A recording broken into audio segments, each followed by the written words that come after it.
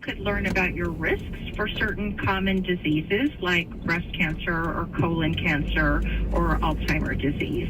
And I wanted to say that the testing in that situation is not diagnostic. Typically what they're looking at is a genetic risk profile that may or may not be accurate, actually. And is that in the form of, you have an X percentage of colon cancer, or here you are on a graph compared with the American population? What am I seeing? Yes, that's typically how it works. So there's an average risk of anything, like a 5% risk of colon cancer for the average person, or a 12% risk of breast cancer for the average woman, and they say compared to that baseline risk with the genetic information, are you at higher risk? If so, how much higher risk, average risk, or even sometimes they'll predict that you're at lower risk. So the problem is the accuracy or lack of the same thing, and the ability to predict. So for example, we saw a woman in our clinic who actually had diagnostic genetic testing through our clinic. She had a very strong family history of breast cancer, and she learned that she was positive for a pathogenic variant or mutation in the BRCA1 gene. Sometime after that, she got one of these kits as a present, and it inaccurately told her that she had a lower than average risk for breast cancer. Yes, how, you talked about an accuracy problem. How, if you can just gauge this in some way, how inaccurate accurate do you think these home DNA kits are? That's a good question. So again, when we're talking about the medical implications of at-home genetic testing, even the purveyors say that they should not be used for medical diagnosis. However, that's typically the main reason that people are motivated to buy the kits and send them in, is because they do want to learn something about their health risks. The problem is that they're trying to do it on their own without guidance from a medical professional.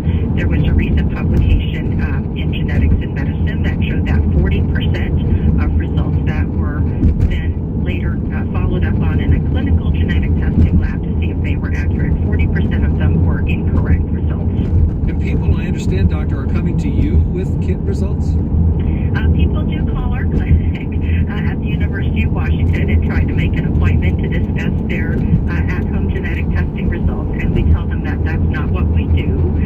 Instead, if you have a concern about yourself or somebody in your family with a genetic condition, then what we'd like you to do is to gather the appropriate records, have your doctor place a referral, and then we'll see you and we'll do the right thing, which is taking your medical history, going over your family history, and then going over whether genetic testing is indicated, and then what would be the right genetic test to send for you. And then we help you interpret it and then give you follow-up services to see the right people, depending upon the results. Well, yeah, but if I just spit into a test tube and mailed it, it's because it was cheap. What are you charging? So we do charge for our services like any other doctor's office.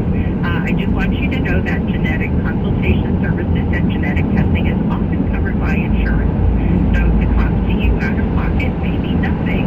It may be a couple $100, just like if you would see any other medical specialist. What determines whether this is covered by my insurance? Do I have to tell them, hey, I've got some reason to be concerned? You want to know. You want me to know. Typically, your insurance determines whether they cover it or not, but most insurances now do cover genetic services for common indications like cancer. I was at a dinner party on New Year's Eve, and this exact topic came up, and one of the people at the table, her husband was way into it, but she said, no way, I'm not sending some company my genetic information. Do you have any thoughts on privacy or other downsides of taking one of these home DNA tests? Well, I think that is another consideration, and I think, as always, caveat emptor, the buyer beware. You have to look at the fine print. These are companies, so what are they going to do with your personal, private genetic information in the long term, right? What are they telling you? What if they go out of business? What